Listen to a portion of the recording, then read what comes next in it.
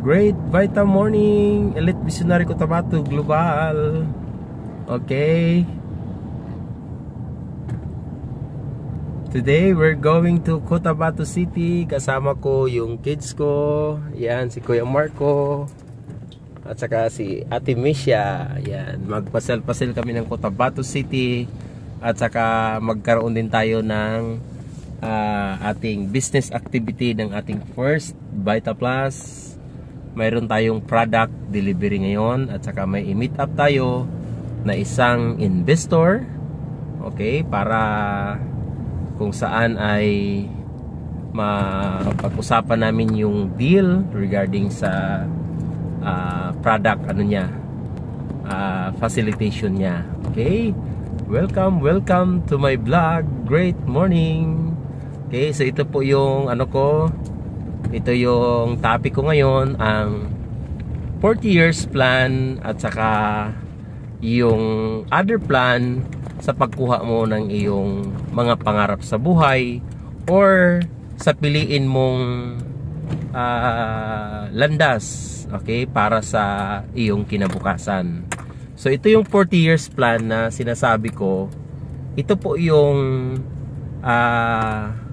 ginagawa as being employed or empleyado ka. So bakit 40 years yan? Kasi mag-graduate ka ng college at the age of 20 years old, then mag-apply ka ng trabaho, pagkatapos mag-retiro ka at the age of 60 years old. So kaya ang difference niyan ay 40 years. Kaya ang tawag diyan ay 40 years plan. So imagine mo guys, na sa 40 years plan ay 40 years kang magsipag. Okay, maaga ka maggising. Okay, gabi ka na mag-uwi. At minsan kung ma-assign ka pa ng malayo, most of the time sa mga uniform personnel, yung dati kong trabaho as PNP, Army, kung ano man yung mga field na nasa nasa hukbong sandatahan, ay karamihan ang assignment mo malayo ka sa pamilya. So isipin mo yan for 40 years. Okay? Yan ang magiging routinary schedule mo, daily schedule mo. Okay? Na kung saan ay magjo-duty ka, magtatrabaho ka, okay, sa loob ng 40 taon. Okay? So ngayon, nowadays, nakikita natin na sa mga trabaho natin, ang kasi, sabi pa nga, change is inevitable.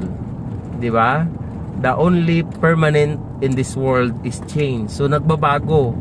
So maaring noon ang ating mga ninuno, okay, ang ating mga lola, lolo, nanay, tatay, maaring kaya nila yung ganun na klase na pamaraan ng pamumuhay ng tao.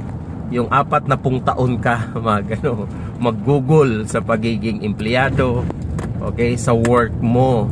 Kasi kung maghinto ka, pwedeng hindi ka pa nakapag-retired, or di ba, hindi pa hinto ka na magtrabaho kasi pagod ka na, hindi mo pa naabot ang 40 years. So maaring nanganganib mo yun, yung pamumuhay ng pamilya mo, di ba, pag-aaral, hindi pa sila nakapagtapos pag-aaral. So maano ka talaga dyan, ma-corner ka. So magkaroon ka dyan ng di ba, whatever it takes. So kailangan mag-work ka kasi para sa finances, survival ng family mo. So kailangan mo talaga yan gagawin kasi kadalasan ang ating kita dito sa pagiging empleyado ay sapat lang para sa survival ng pamilya, di ba? Sabi pa nga nila, a day's paid for a day's work. So yung trabaho mo ngayon ay sapat lang para bigyan ang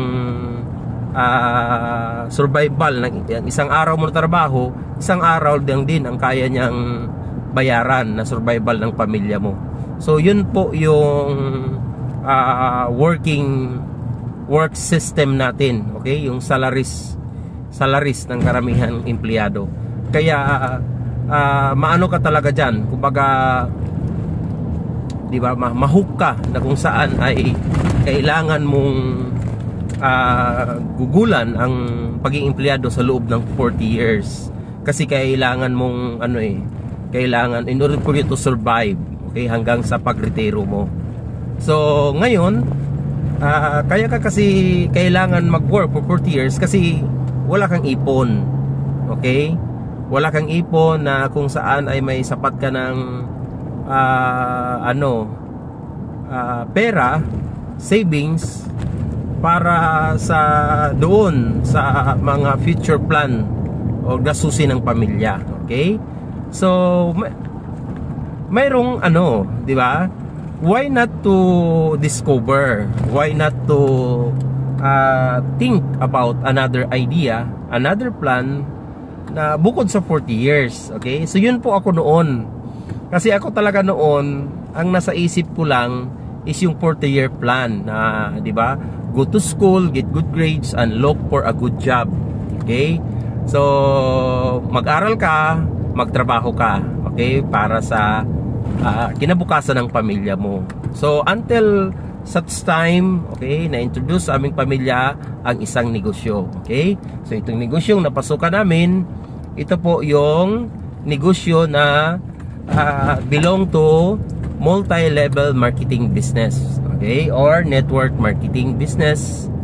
Okay? Na kung saan sa negosyong ito, okay, sa loob lang ng 2 taon, 5 taon, kaya mo nang maprotektahan ang financial capability. Okay? Kaya mo nang mamit ang financial capability ng iyong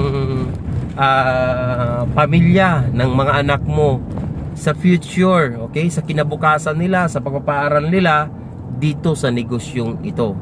So, dati-dati hindi rin ako naniwala. Pero ngayon, yung duda ko noon, tingnan nyo naman, nagda-drive na tayo ngayon ng top of the line 4x4 na Toyota Fortuner. So may option po. Okay?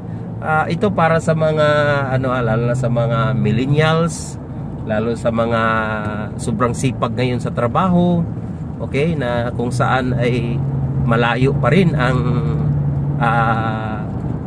nararating mo. Okay, para sa iyong pamilya, napapalayo ka pa rin sa mga pangarap ng iyong pamilya. So why not to diba, to venture.